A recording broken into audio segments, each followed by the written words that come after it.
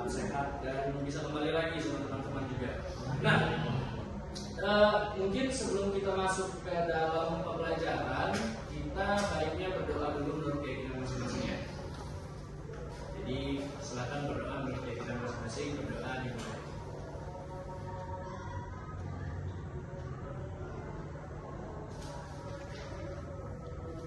Oke, sudah selesai. Hari ini teman-teman mungkin ada yang sedikit mungkin tahu tentang RT. Ada yang tahu tentang RT ya? RT rukun tetangga pasti punya dong di tiap gang-gangnya. Nah, kalau teman-teman tahu, sebenarnya RT adalah warisan dari kolonial Jepang. Itu salah satu fakta yang sebenarnya jarang orang-orang ketahui itu terkait RT. Nah, jadi hari ini pembahasan kita adalah terkait kolonialisasi Jepang atau penjajahan Jepang atau masa di mana Hindia Belanda itu atau Indonesia sebelum dinamakan Indonesia, Hindia Belanda dibawa tirani Jepang. Bagaimana tirani Jepang bisa muncul? Sebenarnya kalau kita lihat teman-teman, ada beberapa hal yang mempengaruhi tirani Jepang tersebut. Misal, yang menjadi salah satu faktor utamanya adalah saat Perang Dunia Kedua, Jepang memang sekitar tahun 1941,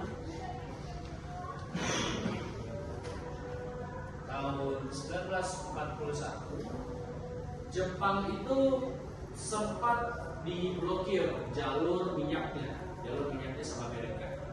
Jadi saat itu Jepang coba buat ke pemerintah Hindia Belanda pada saat itu yang ada di Indonesia untuk bernegosiasi terkait gimana sih biar kita bisa dapat minyak, karena kan Jepang itu ikut terlibat dalam Perang Dunia Kedua itu meletus di tahun 39.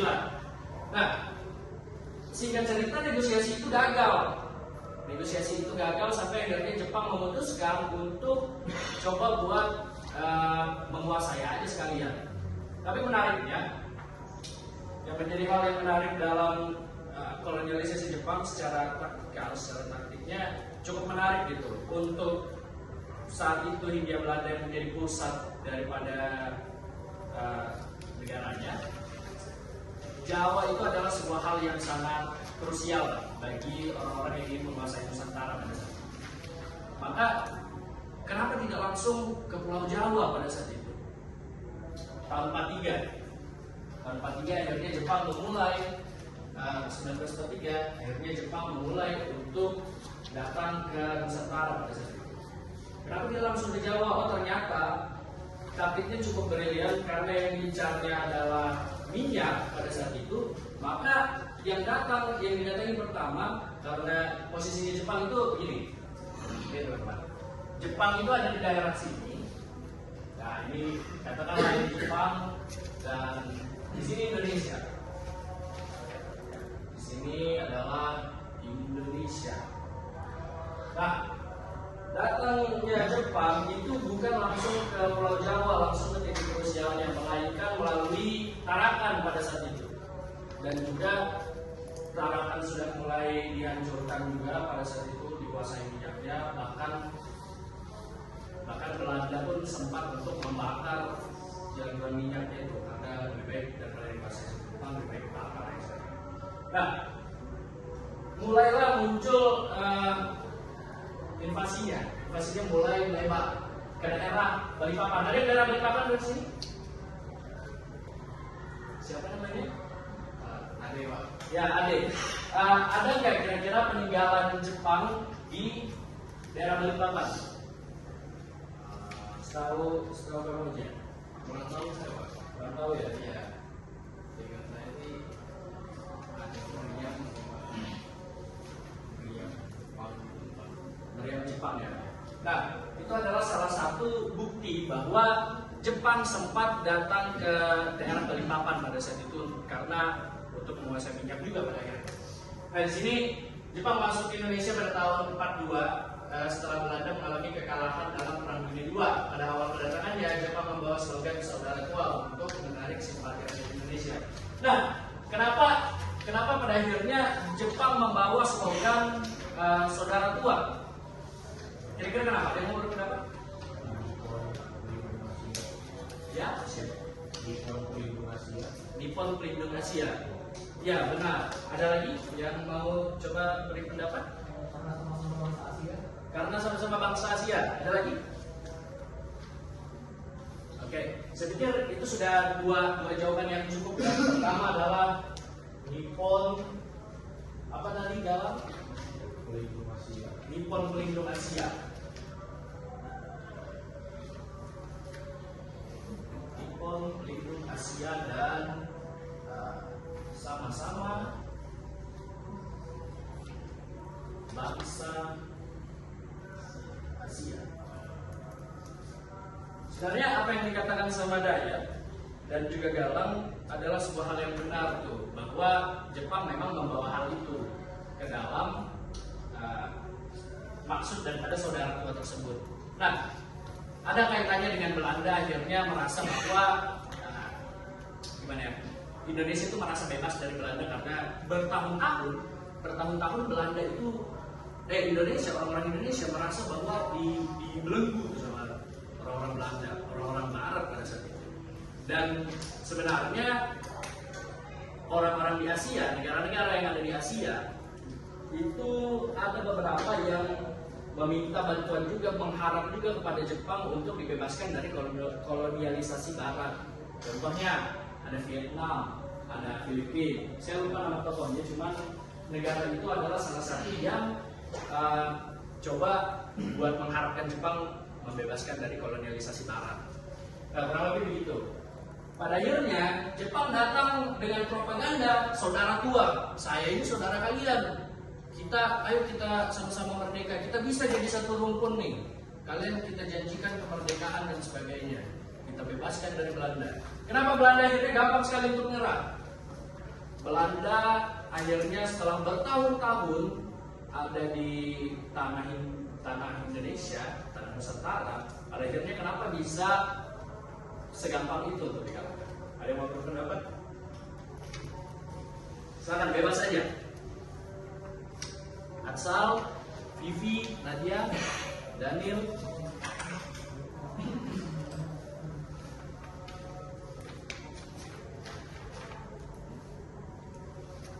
Silakan, kalau ada yang mau berpendapat. Tapi kira-kira Belanda bisa segampang itu tuh kalah sama Jepang, nyerah tuh. Ya? Kurang kekompakan dalam peperangan. Ya, mungkin itu adalah hal yang salah satu faktor ya. Saya pikir itu ada benarnya, tapi di faktor kesekian. Dan itu memang benar bahwa mungkin ada sebuah hal yang tidak solid atau di dalam internalnya. Cuma yang menjadi faktor utama ternyata pada Perang Dunia II, Belanda itu kalah dengan Jerman. Ratu Belanda sampai lari ke Inggris pada saat itu. Nah, akhirnya orang-orang Belanda, bangsawan-bangsawan Belanda yang ada di Batavia pada saat itu, yang sekarang kita kenal sebagai Jakarta, itu gimana ya, maksudnya sudah mulai pesimis lah bahwa ternyata negara-negara lain yang menjadi sekutu, yang menjadi teman-teman saya, ketika saya perlu itu tidak mau membantu. Lalu akhirnya ketika saya perlu itu tidak ada yang datang. Padahal Belanda pada saat itu butuh sekali teman-temannya. Cuma di Perang Dunia II ternyata negara-negara lain atau teman-teman Belanda itu pada sibuk ngurusin diri masing-masing. Mulai-mulai ya pesimis lah ya Belanda sampai di tahap dimana Belanda itu sudah menyerah akhirnya di bawah Jepang, sampai Nusantara akhirnya Indonesia berada di bawah tirannya Jepang seperti judul yang kita bahas sekarang. Nah, propaganda ini juga, saudara tua ini adalah upaya untuk berusaha mendapatkan dukungan rakyat. Tadi saya bilang bahwa ini adalah sebagai semacam semacam sorokan untuk saya bisa diterima di negara ini. Saya bisa diterima karena saya ini juga Asia, kalian juga Asia, yaudahlah kita sama-sama aja. Tapi ternyata kita next dulu. Ternyata pada saat diterima oleh orang-orang Indonesia, Sebenarnya ada beberapa hal orang-orang Indonesia itu juga menerima, salah satunya menerima kedatangan Jepang ya. Salah satunya itu di Nrekang itu di daerah Sulawesi Selatan. Orang-orang Jepang itu sangat diterima pada saat itu. Bahkan di daerah Batavia pun juga sama, daerah Jawa. Sudah sampai ada seruan-seruan banzai dan sebagainya untuk selamat datang. Bahkan orang-orang Jepang juga ya orang-orang Jepang juga mengatakan apa ya, umpan baliknya itu setelah orang-orang Indonesia banzai hidup Jepang, hidup Nippon gitu. Orang-orang Jepang juga iya hidup Indonesia. Nah itu adalah umpan-umpan mereka, sebuah propaganda tersebut. Nah sampai akhirnya ada kebijakan-kebijakan Jepang yang ada di kanan Nusantara. Setelah menguasai Indonesia, Jepang menerapkan berbagai kebijakan untuk mendukung kepentingan perang mereka. Ada 3 yang saya bawa di sini. Romusa, ada yang tahu Romusa? Kerja baksa. Siapa yang jawab tadi? Ya, tepuk tangan aja semua. Ya bagus.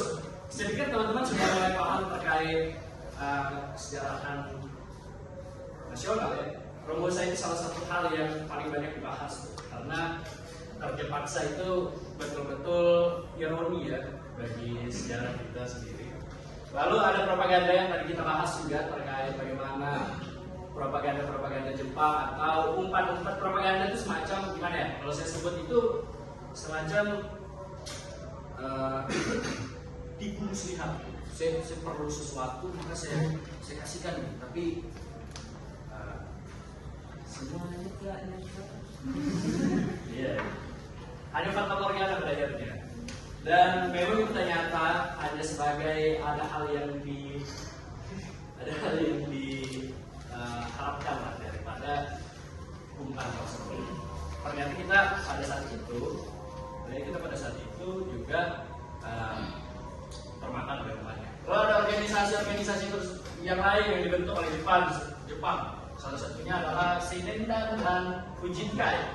Seinendan ini semacam saya bilang semi militer lah, untuk jaga keamanan juga. Itu Seinendan. Isinya pemuda-pemuda Nusantara pada situ, pemuda-pemuda Indonesia. Fujinkai itu untuk wanita-wanita yang sekiranya dia bisa membantu mobilisasi lah. Maksudnya untuk fleksibel banget Jepang untuk bisa menguasai pemuda-pemuda yang menjadi laki atau yang perempuan. Jadi bisa memasak bubur kalau misalnya kelaparan. Kalau lebih begitu terkait kebijakan Jepang. Lalu ada dampak bagi rakyat. Kebijakan Jepang membawa dampak besar bagi kehidupan masyarakat Indonesia. Rakyat mengalami berbagai kesulitan dalam kehidupan sehari-hari. Yang pertama ada kehidupan semakin sulit, terjadi kelaparan dan kemiskinan, dan banyak rakyat yang menjadi romusa. Ternyata saudara tua yang dibawa sama Jepang itu tidak sesuai apa yang diharapkan sama orang-orang Indonesia pada saat itu. Ternyata orang-orang Jepang sama buruknya dengan orang-orang Belanda yang dibenci juga pada saat itu sama orang-orang Indonesia. Nah, kurang lebih begitu. Jadi mungkin kita bisa masuk ke dalam sesi tugas kelompok. Jadi ya sudah bisa lah ya kita masuk ke tugas kelompok ya. Ya. Nah, tugas kelompok ini saya bagi menjadi 2 kelompok aja. Jadi kita bikin kelompok yang besar. Ada tim yang memang rakyat banget dan ada tim yang coba menguli Jepang. Nah, kita bagi 2 dulu. Sekarang total kita ada harusnya 18 jadi 16 ya. Karena Ajil tak ada. Ya, 16 ya. Kita bagi jadi 2 jadi 8 ya, 8. Satu kelompok 8. Iya, kita ini aja ya. Oh iya, terima kasih Daniel. Jadi ini 1, 2, 4, 6, 8 ini kelompok 1 ya. Dan 2, 4, 6 ya, satu kelompok ada 7 orang. Jadi silakan ini kelompok 1. Nanti saya akan jelaskan terkait bagaimana mekanismenya. Silakan untuk coba mendekat aja untuk coba berdiskusi nantinya. Nah, jadi kita akan Ya,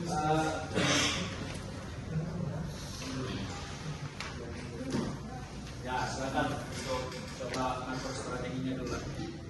Nah, nanti saya minta untuk dua kelompok tersebut menjawab, masing-masing kelompok itu punya soalnya masing-masing. Kelompok satu itu punya 3 soal, dan kelompok dua juga punya 3 soal. Silakan berdiskusi, lalu perwakilan dari kalian silakan untuk maju. Maju. Satu aja, satu orang aja. Terima kasih Daniel ya. Ya, saya beri waktu sekitar 5 menit Pak. 3 menit aja ya.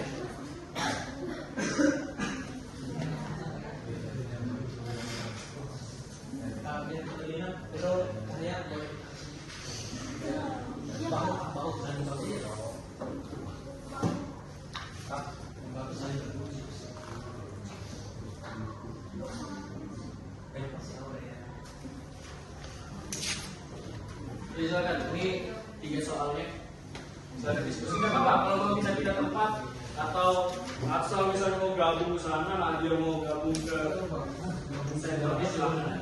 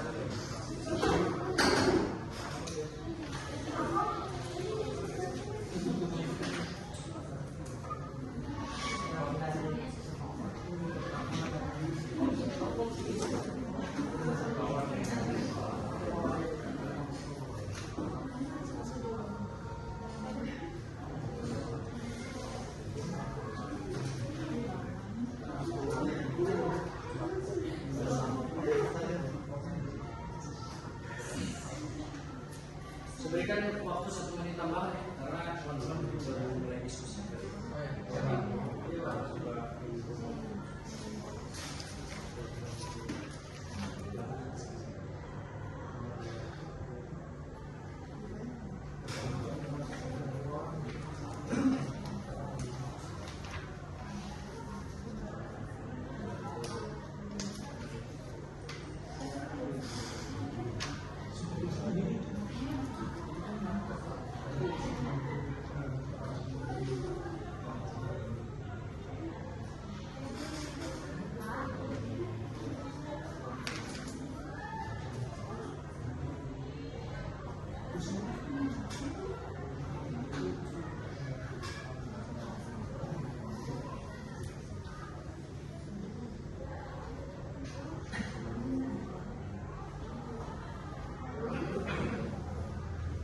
Satu menit terakhir ya, 3 soal aja ini.